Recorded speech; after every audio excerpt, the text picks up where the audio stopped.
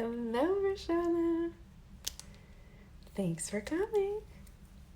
Welcome to Money Monday. Student loan edition. See, all the things that we've gone through. Today is student loans. We are talking about student loans today, guys.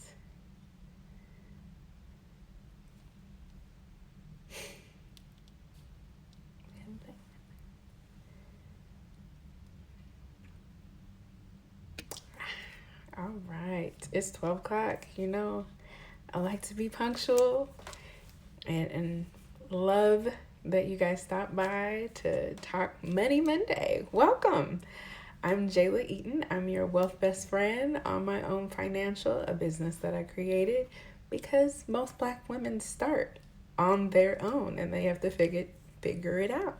So it's my goal to be somebody that you can talk to, that you can ask questions, and you don't have to worry about, oh, how much is this going to cost me? Money Mondays are for you. So welcome.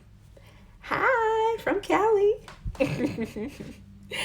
So today is about student loans. And I actually posed a question about student loans yesterday. So feel free to go to that post and tell me, would you recommend somebody like a high school student, somebody considering a graduate degree, to get a student loan?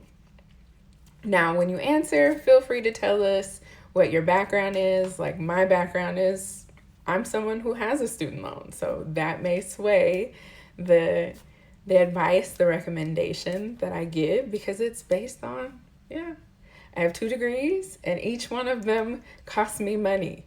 And so I would love for you guys to continue that conversation, because I think it's one that we don't have enough, especially for subsequent generations. I found that it's very, very different answers depending on the generation. Like my mom was, oh yes, those are necessary. Feel free, you're gonna die owing somebody. Whereas my opinions now, having them, I'm like, I might have been able to do without this. Like me and Sally Mae don't have to be, always together, thick as thieves. So feel free to go to that post. But today is about understanding education debt. And it's really important that we understand education debt because there are 45 million people in the United States that have student loan debt. And I mean, that means only 30% of people who go to college escape without debt. So I want you guys to be part of that 30%. How do we get there? We have a plan. We know what's coming. We understand what's going on. Because the sad part about it is within 12 years of Black people obtaining student loans, the default rate is 65%.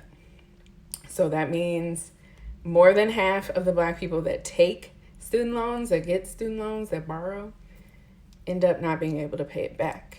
And we don't want that because we got wealth to build. So it's estimated that about 40% of the students with student loans right now are going to start defaulting on them by 2023. Like I said, having a plan will get you through anything because it kind of removes the fear. You know what to expect. You know what you're on the path to do. So let's do it. Let's start. Let's start with federal loans because there's so much talk about those right now. And COVID has kind of changed everything when it comes to federal loans. So federal loans are backed by the federal government, and they're direct loans. They're your FFEL loans, Perkins loans, Stafford loans, and then you have private loans. Private loans are the ones that aren't guaranteed by the government, and you normally get those from like banks and other lenders. Federal loans have specified interest rates that are determined by Congress, whereas the banks, they get to pick and choose. There are benefits that you get with federal loans, whereas the banks, they do what they want. So Most of the time, people end up getting private loans because they don't qualify or they've run out of and exhausted their federal loan options. Um, the most important part is to know the difference, because right now, like I said, COVID has changed everything except for deleting our loans. Like, I'm still waiting. Where the hackers at? Y'all hacking everything else but Sallie Mae. But I digress. So for federal loans, the US government has suspended all the payments and they've stopped interest. So if you have federal loans, make sure to check to see if your interest rate says 0 and that payments aren't mandatory during this time. If you were already in default and your student loans were in collections or garnishment with federal loans, that should have stopped. No action should be going from federal loans right now. It should be you deciding that you want to make a payment or not, versus them just every month on schedule saying, where's my money? So this might be a good time to make some payments or to have a plan and start strategizing, because the best thing about having 0 interest, especially for those of us who have 6-7% interest rate federal loans, is that any payments that you make are actually, you're going to be able to see that drop the amount that you owe. Whereas normally it's like throwing $20 at $1,000 loan, and yeah, now you owe $1,040 because the interest is accruing. So most of the payment that you made goes to the interest instead of the actual loan.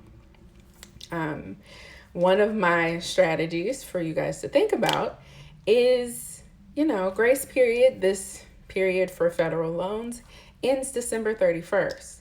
So what you can choose to do is either make payments now if possible, or you can kind of stack away that money, see if you have an emergency where you have to use that money. If you don't, then in December you make a lump sum payment of everything that you would have been paying during this time. And now you get to see your principal go down, because your payment today and the amount owed should be the exact same as it is in December, because there's no interest right now with federal loans. So it doesn't matter when you pay it, it's gonna go down. So that's the nice part about federal loans. But you gotta check to make sure you have the correct and eligible federal loans. And then for those who have private loans, because I have talked to a lot of my clients, they didn't know they had private loans, but they do. That's going to take some work on your part. You're going to have to speak to your service provider, your loan provider, because their options are going to vary. From what I've seen, the consensus is a lot of them right now are offering about a 3-month forbearance, which means you don't have to pay it, but the interest is still going and it's going to capitalize. So you don't get that benefit where with federal loans, there's no interest. Anything you pay is actually going to the principal. Right now, you just may not have to pay for 3 months. But talk to them. You might want to consider, even for federal loans, which I don't recommend, you have to be very, very careful, refinancing.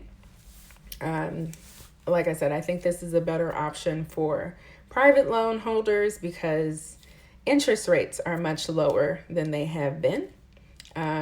But like I said, beware if you have federal loans and you're interested in refinancing or consolidating them, make sure you don't lose your benefits. Because I did have a client that did that and did not know that. She was thinking she had federal loans and then she consolidated to another federal loan and she didn't. And now her payments are still going. And that's part of the reason why, despite having like 20 individual loans, they're all federal. So I'm keeping my benefits. It's just going to have to show up on my credit report like that. Oh, well, I get the benefits versus having an easy, seamless, like, okay, I have one loan, one lump sum loan, but now I don't get the benefits. Now I only have 3 months grace and it really doesn't matter because interest is still accruing. So I really want you guys to make an action plan, figure out what loans that you have, and then look at your budget. Is there anything that you can kind of stack away so that you can put it towards your student loan debt? Because what we want to do is escape student loan debt so we can continue to build wealth. Because as you see, every time I come for Money Monday, the stock market is back up. So a lot of people who were already invested are seeing their net worths go up. You may not be seeing your income go up, but your investments are going up. And that's what we want you to be able to participate in. So paying down your debt is the first way to get there, because we don't want, Sally Mae taking it at 7% while you're trying to make it barely making 7% in the stock market. You're not really making any money. But it is good to have. If you can do both, pay down your debt and invest slowly but surely, the earlier the better. If you guys have any questions, feel free all throughout Money Monday. I'm here answering questions on my posts. We're going to be talking about student loans all week. I'm going for this all week thing, and I want various perspectives. We do have a question that I see that says, what's the common benefit to have when they're not consolidated?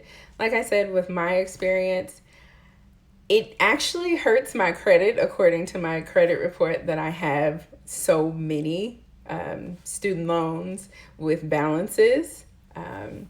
But that hasn't really affected me. I'm still in the 800 club. I'm not actively trying to use my credit, so I really don't care about that.